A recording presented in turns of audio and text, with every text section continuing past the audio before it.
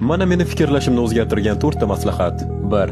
Pul sarflashdan qo'rqishni bas qil. Sen chiqib yaxshi ovqat va ichimliklar uchun $100 sarflaysan, shundaymi? Zato sen do'stlaring bilan yaxshi vaqt o'tkazding. Sayohat qilish uchun $1000 sarflading. Xo'sh, nima qilibdi? Bu dunyoda o'tkazayotgan vaqting sovg'a-ku. Sen har doim pulni qaytarib olishing mumkin, lekin vaqtni qaytara olmaysan. 2.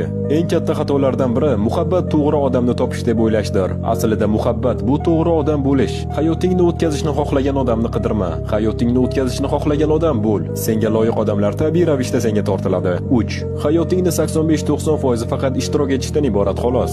Agar nimadir qilsangina biror narsa sodir bo'lishi mumkin. O'zingni qulaylik zonangdan chiqar. Yangi narsalarni sinab ko'rishing kerak, chunki haqiqatan ham qanday imkoniyatlarni qo'ldan boy berayotganingni bila olmaysan. Faqat chiqib harakat qilmaguningcha.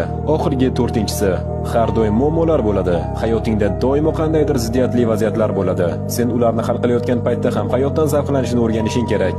Biz boshdan kechirayotgan hamma narsadan go'zallik bor. Faqat bunga qarashingni o'zgartirishing kerak. Sen bo'ron ichida yig'lashing yoki yomg'irda raqsga tushishing mumkin. Agar videoni shu yergacha tomosha qilgan bo'lsangiz, kommentariyada bitta 100 raqam emojisini qoldirib keting va obuna bo'lishingizdan chiqmasin.